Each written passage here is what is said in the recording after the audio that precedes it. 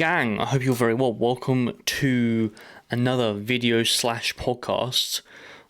We are going to get straight into today's topic, which is actually going to be about, I suppose, like managing expectations for your first year of business, because I feel like there's this massive, I suppose, like there is a massive expectation, right? You have an online coaching service or you build an online coaching service, then all of a sudden it's like, why haven't I got 50 people like this person who's been on it for like the last 5 years, right?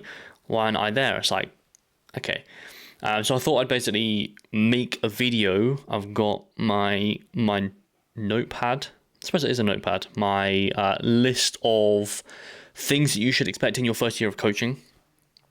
That could benefit you if you're thinking about starting your online coaching business, then this is what to expect. If you're within your first year of business as an online coach, you might hear a few things in here that you're just like, yeah, that actually makes a lot of sense. So we're going to get into it. So what to expect in your first year of coaching? A lot of learning, right? I think that a lot of people are obsessed with fitness, which is fantastic. You kind of need that to be an online fitness coach, right? But a lot of people don't learn marketing, selling, and stuff like that, which ultimately drives revenue and business up anyway, okay? But what I think a lot of coaches do in the first 6 months is that they try to just post on social media and they wonder why they can't get clients. It's because they haven't learned about how to effectively market, basically. So it's a bit of a learning curve.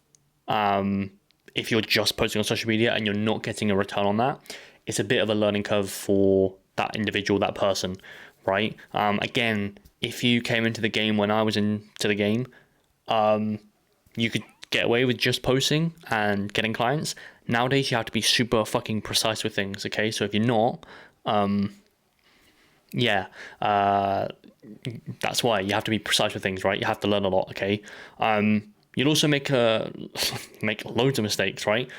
And I think that is not just applicable to the first year of business. That's throughout, okay? I mean, I've made a fair few mistakes. I mean, I still make mistakes now, and I'm like plus a decade of I suppose like business, okay? You're going to learn, and you're going to learn from the mistakes. You are going to make a lot of mistakes, right? But again, it's a part of the learning process. It's a bit like the fitness, like your fitness journey in general, right? You are going to learn a lot of mistakes, or you're going to learn from mistakes. You're going to make a load of mistakes still, okay? You might be lifting for like a decade again. But yeah, you might do something stupid every now and again. And it's kind of what business is, right? There's a lot of trial and error. Again, with someone by your side, like in a mentorship setting, obviously you can have a conversation with your mentor, if you can get access to them, or if you have access to them. But you could basically ask them questions. If I did this, what's your thought process? The reason why having someone who's been there and done it is so valuable is because they're like, we actually did that and we found this, and you basically move in a direction that actually elevates the business rather than you fucking up, learning from the mistake and then going up. You're basically avoiding that dip, okay? So yeah, again, you'll quickly learn that you can't just post on social media and get clients. I think that's something that most people get, especially very early on. Like they post for like 4 weeks and they're like, I haven't got anyone. It's like, yeah, well done. It's because you haven't learned about marketing and selling and stuff like that. That's actually why a lot of people quit online coaching, is because they think they're going to get this instant reward. The thing is, I will say, is like, number one, keep going, right? So there's that. But number two, again, just manage your expectations. If you can get 30 clients within your first year, you're doing a pretty good job. To put it into context, that's like what, 2.5 clients every single month. That's quite a decent rate. So a lot of coaches, what they'll do is they'll post on social media and they're like, here's my 50 clients. I need 50 clients. I'm a failure if I don't get that. It's like, no, if you're hitting like the 2.5 every single month, you're doing really fucking well, by the way. So yeah, I mean, to be honest, I'd probably say in the first year, I'd probably manage expectations to like 10 to 20 rather than 30. But again, if you're doing 30 plus, then you've probably got a very good understanding about marketing, to be honest, especially this day and age. Again, you'll quickly have to realize that you have to learn a lot about marketing, which is why we have the hub, which is basically just a hub of trainings regarding marketing, selling, everything else like that. So people can just go in there, take what they want from it, go and apply it, and then scale. Okay, that's the whole point in the hub. It's a very, I suppose, like hands-off approach. You do have a one-to-one call at the end of every single month, but yeah, people fucking love that hub, which is good. That's why it's there. You'll also need to learn a lot about systems and, I suppose, like streamlining your time. Understand if you are just like texting people the whole day, or if you're talking to people on Instagram the whole day, or you just within the business rather than like on the business. You'll quickly have to realize that you need systems in place that allow you to scale. Okay. Again, I think that a lot of people, what they'll do is they'll say, right, I need to start online coaching. They'll create all of the systems around it, like the website and stuff like that, the thing you'll never need. But they don't necessarily create the systems that allow them to actually work, I suppose, like on the business, not in the business. Everyone creates systems for the business. The sheets, the Google Forms, the whatever, right? The stuff that actually is present within the service, which is cool. That's obviously the client retention side of things. But if you want to allow yourself to scale, you have to be working with systems that actually allow you to do that, right? Otherwise, you'll be stuck at like 10 forever, okay? Like I know some coaches who work like 80 hours a week and they've got 15 clients. It's because they just haven't allowed growth within their business, okay? So yeah, you have to learn about systems that allow you to scale. That makes the most sense. Your love for fitness won't carry you to more clients, no matter how passionate you are about fitness or whatever, your own fitness journey. Sometimes that just, well, not even sometimes, that just isn't enough, to be honest. Again, 10 years ago, probably will. Now, no. You're going to have to learn a lot about, again, effective marketing. That is the reality of it nowadays, okay? Again, a lot of people think they're going to get 30 plus clients. If you're doing that, then to be honest, you probably don't even need to listen to me right now because you are probably in a good place in terms of marketing and selling, okay?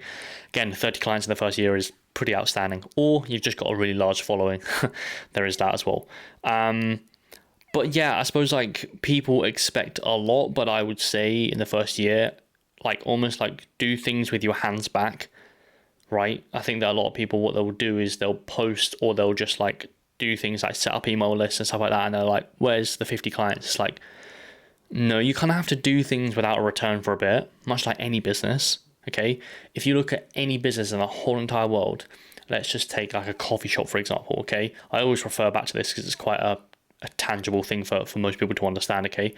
You've got the shop, you've got the rent, okay? Normally what happens is they ask for like 6 months up front, okay? Then got staff. You got the coffee machines themselves, you've got the cups, you got the like machine, you got everything, okay? And they won't make that money back for the first year, maybe 2, maybe even 3 years, depending on how much everything costs and where the location is and stuff like that. Okay, online coaches, what they'll do is they'll turn on the taps for coaching. They'll post on a free, I suppose like marketing platform, marketing app, Instagram, and then expect like an instant return. Unfortunately, much like any business, you're going to start slow, right? But when you learn some things, obviously you can scale. But what I'll try to say to a lot of people is like with any business, there's going to be a point where either you are static with revenue or you're actually losing a bit of money, okay? The amount of money that I invested at the start of my, I suppose, like coaching business was ridiculous. I was pretty much a non-profit for like 2 years. Why? It's because I knew I had to eat shit before I could then scale.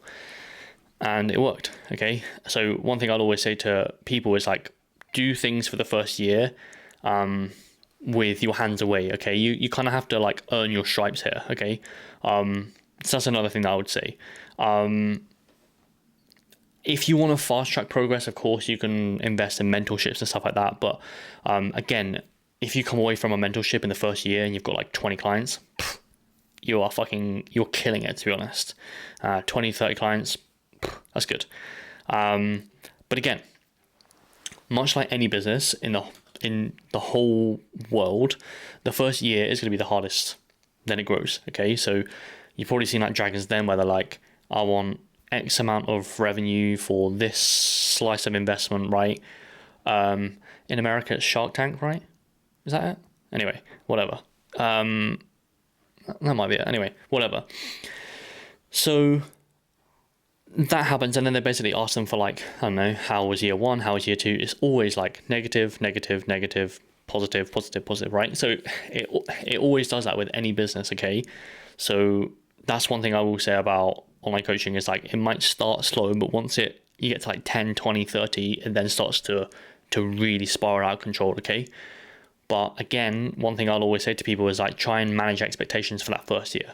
It's probably not going to be what you expect in your head, which is kind of why I'm making this. It's like, I don't mean to put a downer on it, but a lot of people think that it's going to be this gargantuan growth. And it's going to be like 0 to 50 clients in like 4 weeks. It's like, no, it's not what happens, okay?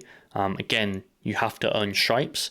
Again, if you can get anywhere between, to be honest, like 10 and 30 is good, okay? And then from there, it kind of snowballs off. But yeah, cool. Again, if you want to fast track anything via the hub, we've got the Step Up program, or we've also got one-to-one, then DM me on Instagram and we'll talk about some packages that might suit you, okay? And we'll go from there. But yeah, I hope you all, and I'll speak to you guys very soon.